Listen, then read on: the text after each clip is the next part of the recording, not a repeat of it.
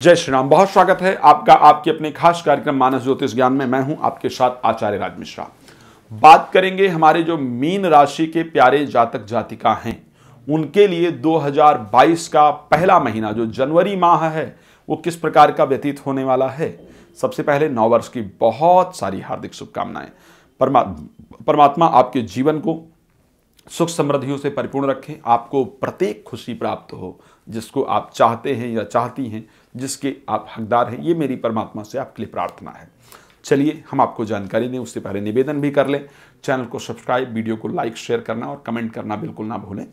तो आपके राशि स्वामी का गोचर द्वादश भाव में रहेगा। आप जानते हैं कुंभ राशि के अंतर्गत गोचर करने वाले हैं। सूर्य और शुक्र का जो गोचर है वो आपके 10th हाउस के अंतर्गत रहेगा। शनि बुध एकादश भाव में गोचर करेंगे, मंगल केतु 9th हाउस के अंतर्गत गोचर करेंगे और राहु का गोचर आपके 3rd हाउस के अंतर्गत रहने वाला है। अब क्या परिस्थिति रहेगी स्वास्थ्य की दृष्टि से? जिस प्रकार का समय आपका अभी तक चलता हुआ आ रहा था उसी प्रकार रहेगा। स्वास्थ्य में किसी भी प्रकार का जो बदलाव है वो होता हुआ नहीं दिख रहा है। उसी प्रकार अगर हम बात करें कार्य क्षेत्र को लेकर के, क्योंकि दशम भाव में सूर्य गोचर कर रहे हैं, दशम भाव के स्वामी 12th हाउस के अंतर्गत गोचर कर रहे हैं। सूर्य 6th हाउस के स्वामी हैं और उसके साथ शुक्र 3rd हाउस के स्वामी हैं, शुक्र 8th हाउस के स्वामी हैं।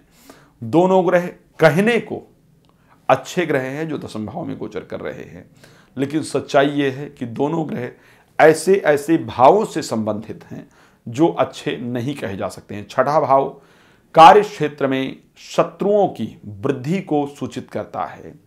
जिस प्रकार के मेहनत आप करेंगे उस प्रकार का रिजल्ट आपको नहीं देता। हाँ, लेकिन अगर आउट ऑफ कंट्री रह रहे हैं तो ये आपको एक अच्छा रिजल्ट निश्चित रूप से प्रदान करते हैं। लेकिन फिर भी दुष्ट चालों के माध्यम से आपके साथ जो लोग काम कर रहे हैं वो आपको परेशान करने का प्रयास करेंगे। इस माह कोई भी डिसीजन लें तो बहुत सोच समझ करके लें। अष्टम भाव के स्वामी का दशम भाव में गोचर करना एक समय पर सब कुछ बर्बाद करने की शक्ति रखता है, अचानक कामों को रोकने की शक्ति रखता है, अचानक कार्य को कंट्रोल करने की शक्ति रखता है, अचानक नौकरी के जाने का जो संकेत है वो बनता है। तो कार्य क्षेत्र में बहुत सोच समझ करके कार्य करने की आवश्यकता है ताकि आपको दिक्कत ना हो। दशम भाव में सूर्य का गोचर, हाँ, आपको कुछ उच्च अधिकार, कुछ पद प्रतिष्ठा आपको निश्चित रूप से दिलवाएगा और शुक्र उसको खराब करने का प्रयास करेगा। तो जब पद प्रतिष्ठा या उच्च अधिकार मिले तो बड़ी सावधानी के साथ उसका पालन करें जिससे कि आपको दिक्कतों का सामना जीवन के अंतर्गत नहीं करना पड़े।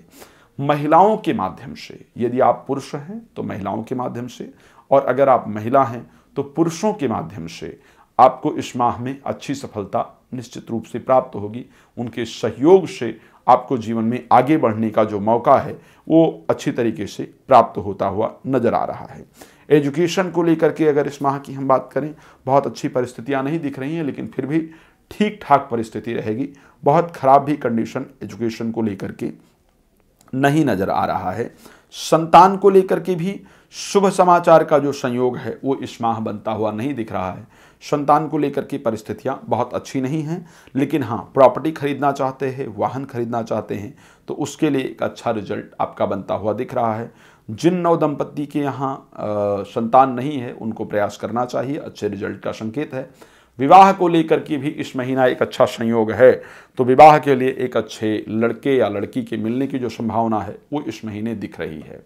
खैर, बहुत कुछ एक राशि में सम्मिलित करने का समय हम प्रयास करते हैं, लेकिन कई बार क्या होता है कि बहुत कुछ सम्मिलित करना संभव नहीं हो पाता है। तो यदि कोई और जानकारी आपको प्राप्त करनी हो तो ऐसी परिस्थिति में आप निश्चित रूप से हमें कॉल कर सकते हैं और जानकारी को प्राप्त कर सकते हैं। एक चीज़ जरूर कहूँगा, जब पद प्रतिष्ठा इत्यादि प्राप्त हो तो आपको अहंकार से और अपने ईगो से बचने की आवश्यकता होती है। इस माह भगवान से आपका भरोसा उठेगा, धर्म से आपका जो विचार है वो करीब करीब हटेगा। लेकिन श्री रामचरितमानस में गोस्वामी तुलसीदास जी ने बहुत स्पष्ट कहा है कि धीरज धर्म मित्र अरुणारी आपद काल परखिए चारी। धर्म की पहचान जब आप मुश्किल समय में हो, अच्छे समय में तो सभी लोग भगवान भगवान करते हैं, लेकिन जैसे ही हमारे काम बिगड़ने शुरू होते हैं हम पूजा करना बंद कर देते हैं। हमको लगता है कुछ भगवान नहीं है, मेरे मार्क्स अच्छे नहीं आए, मेरा ये अच्छे नहीं हुआ, मेरा वो अच्छा नहीं हुआ, तो हम भगवान को बिल्कुल छोड़ देते हैं। जबकि गोस्वामी जी कहते हैं कि आपका धैर्य, मुश्किल समय में आप कितने धैर्यवान हैं, ये बहुत इंपॉर्टेंट है। अच्छे समय में तो सभी लोगों का आत्मविश्वास बढ़ा होता है, मुश्किल समय में यदि आपका आत्मविश्वास बढ़ा हो तो आप कामयाबी को प्राप्त कर सकते हैं। धीरज, सबसे पहली चीज धैर्य। दूसरा धर्म, मुश्किल समय में धर्म की पहचान होती है। जो आपके पास मुश्किल वक्त हो तब आपको धर्म पर अडिग रहना चाहिए। धीरज, धर्म और मित्र। तीसरे जो हमारे फ्रेंड सर्कल है वो हमारे लिए जब मुश्किल समय है तब अगर वो हमसे बहुत संपर्क रख रहे हैं और हमारा बहुत सपोर्ट कर रहे हैं तो वास्तविकता वो मित्र है। अगर मुश्किल समय में आपका मित्र आपका फोन भी नहीं उठा पा रहा है तो आपका मित्र नहीं बल्कि वो शत्रु के समान है। गोस्वामी जी ने रामायण में कहा कि विपत्ति काल कर सदगुण नेहा संतत कहा मित्र गुण एहा। मित्र का गुण है जो मुश्किल समय में 100 गुना अधिक आपसे प्रेम करे। तो धीरज, धर्म, मित्र, अरुणारी, जीवन साथी मुश्किल समय में आपका सपोर्ट करना चाहिए। तो यहाँ पर इस महीने आपका धर्म से भरोसा उठेगा, लेकिन बनाए रखिएगा, आपको सफलता निश्चित रूप से प्राप्त होगी। तो यहाँ पर मैं कार्यक्रम को विराम देता हूँ। नए कार्यक्रम के साथ आपके सामने हाजिर होऊंगा। तब तक के लिए जय श्री राम। बहुत धन्यवाद।